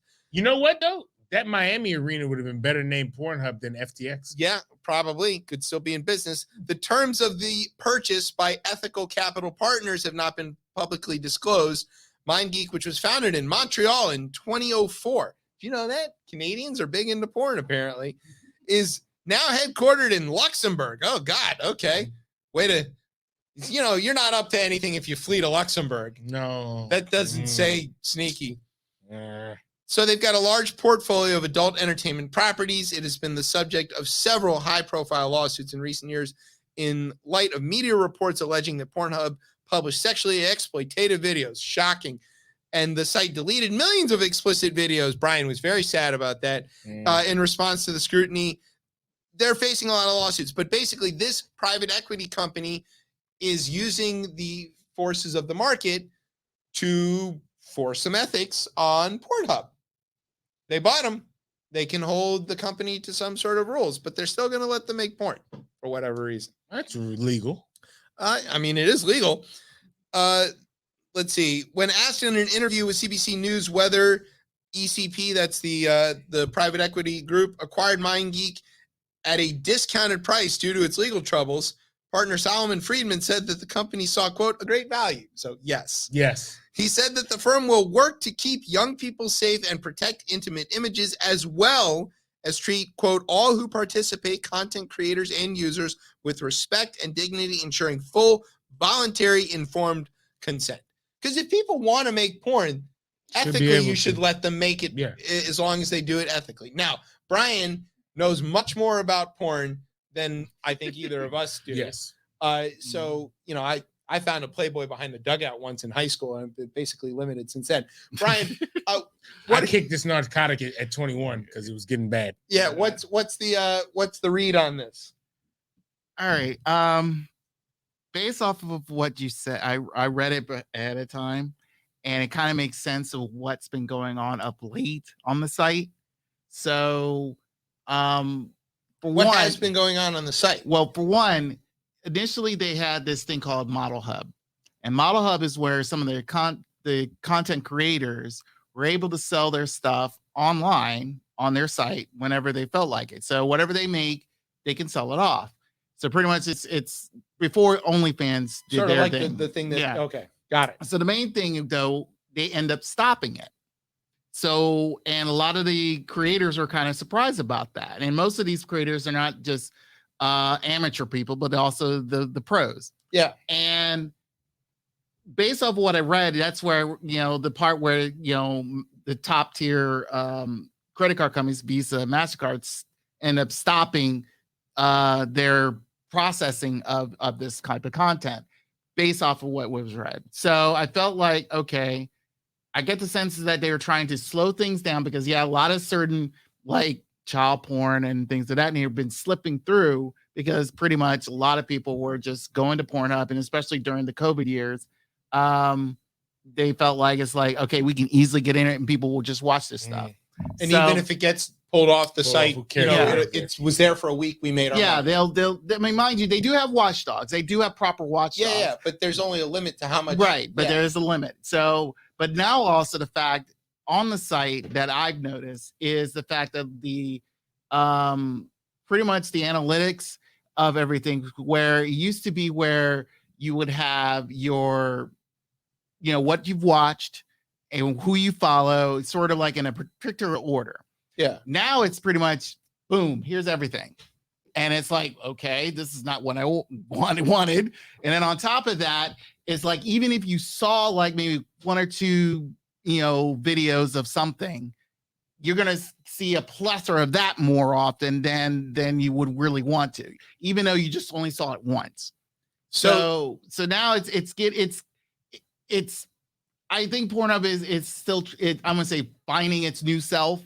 But I just feel like now it's just like with the new people coming in, I think it's like, okay, there probably going to be some newer changes down the line. Does this thing work sort of the way that the other video sharing, like YouTube, where like the algorithm starts recommending you stuff based on what you watch? That, yes. And like that, I watch airplane videos on YouTube, so then YouTube is like, hey, don't you want to learn about more airplanes? Right. I'm like, yes, I do want to watch those videos. right. I'm like Ebony Oni. Yeah, well, like it's how we got Dan Formosa with his kitchen gadgets, Yes, right? Because yeah. the algorithm is like, hey, you might be interested in this, and Mhm. sure as shit, I was.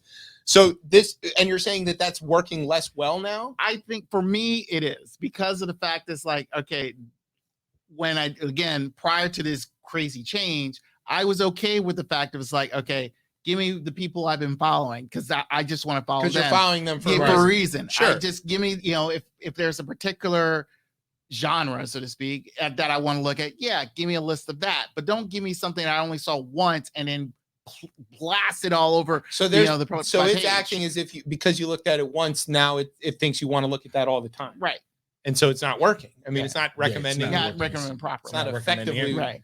So- recommending you what you want to watch. Yeah. They ruined Bad porn. product. Damn. This is what happens when you let Canadians make porn. It's so polite. It just keeps showing you everything. Oh, you liked it once. Here you go. Hey. I mean, okay. So thanks for being our reporter on the Right. subject, Brian. This is Hey. an opaque area of my And expertise. Exotica is coming back very soon. So. Oh, okay. Woo! Yeah. Oh, Sorry. your show's coming back to the network, isn't it? Yes, the return of No Filter Sports. I do have a new host. We will be posting over the weekend, so stay tuned, just so you'll see. There we go. Excellent. Can't Real wait. radio. Yeah, right. And we should. Are you going to do the games again? I am not sure. I will The think about it. rigged games. It's not They're rigged. not You rigged. We lost fair and we square. lost fair and square. It's okay. All It's right. All right. I guess we got Cool. Thanks, Brian. Quick before we get to the end, Ukraine. That situation is getting tense. The Poles are giving them a bunch of MiG-29s. We sort of briefly touched on that last week. Now we're giving them tanks faster. We were apparently not going to give them tanks for a while, but then they were like, hey, we need the tanks now. Europeans always force our hands. Yeah, and so then we're like, all right, well, here you go. Here's some tanks. So we're giving them some tanks faster. New axis of evil. Yeah. New She axis of evil. came to Moscow to make Putin give him a BJ, essentially. I mean, Which is even like, it's silly because, again, like, we need China. China needs us. yeah, but China has got their junior partner, Put, and Putin's got his junior partner, Lukashenko, over there in Belarus. So, like, it's this weird pyramid scheme of shitty dictators. Maybe eventually we'll realize, like, oh shit, we can get back to this after we like save the climate. Yeah, we Hopefully. could, but the Chinese aren't interested in saving the climate. They're interested in Yeah, making they the will money. tell you that they are interested in saving the Yeah, they'll lie about that. They'll But tell what they want is money. Belt and Road, baby. Yeah. It's not all the money in the world. Don't build enough rafts.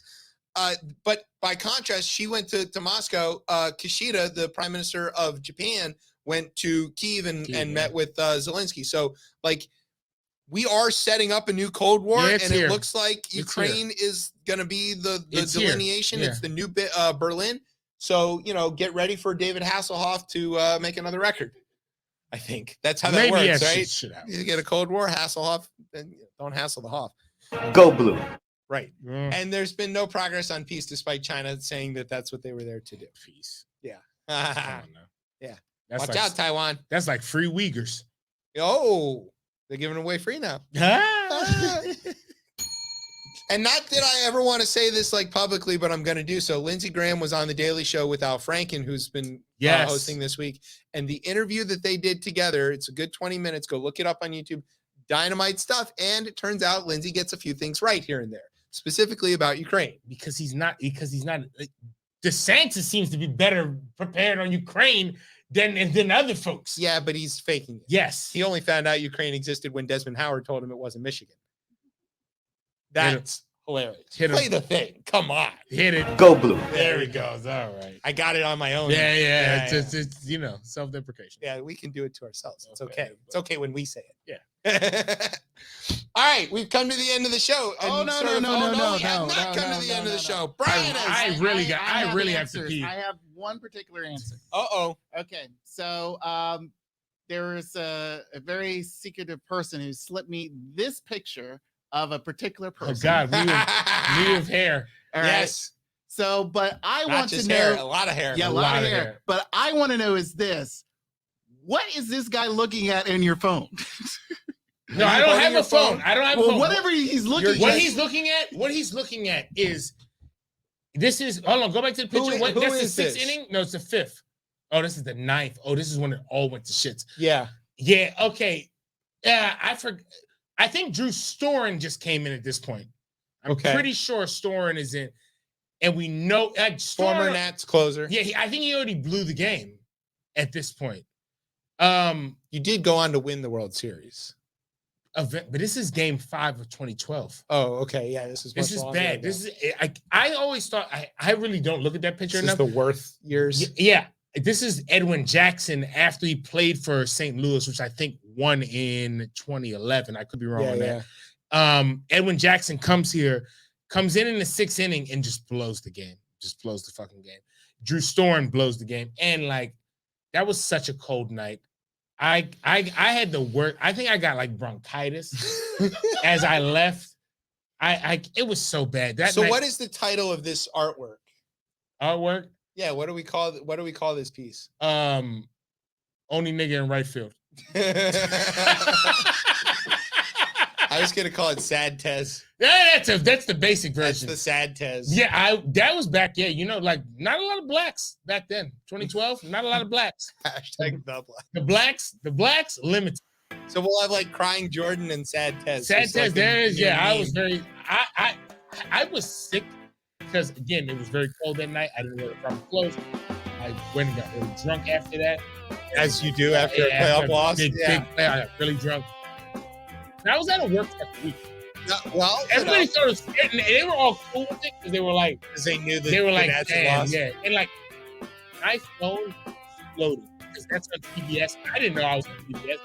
I walked up the stadium. I was like, how do I have this? It was very insane, and you know what? It was all worth it because They ended up winning the World they Series. ended up winning the World Series, and I'll be there next Thursday. Not here. Nope, we're but- off We're off next Thursday, but I will be at Nats Park in right field for opening day. once again against the Cobb County Braves. The Cobb County Braves. Cobb County Braves. I'll be there to watch. Probably. I have faith. Keybert, Reese, 3 home runs. Yeah, that's what I'm calling it. Next Thursday. Okay, speaking of Thursdays, we hear the music. We come to the end of this Thursday. Ah, We want to say thank you to the incredible J. Yes. Scott Smith for hanging out with us. We love having him around. Hopefully, Such a we can great- get him a show on this network. I think I know a guy. that's not coming. Yeah, thanks also to the CEO himself for stopping by. He was here for Sunshine Show before us, Yeah, before he's in and then he was hanging out for a little bit. Thanks to our radio partners, Facebook, Twitter, Twitch, and YouTube. All those guys, that's real. We're on all of them live right now. That's all true. Thanks to NRTN for keeping us on for another week, maybe. I have no idea. Hopefully twice. Thanks to our digital media meatball, Isaac Elam, and thanks to our home on the interwebs, coplaymedia.com. And thanks, as always, to our family here at Beltway Radio for making us sound as smooth as Macron's presidency. Yeah. Okay, where can everybody follow Sad Tez on the socials? Yeah, you can find me on Twitter at said no.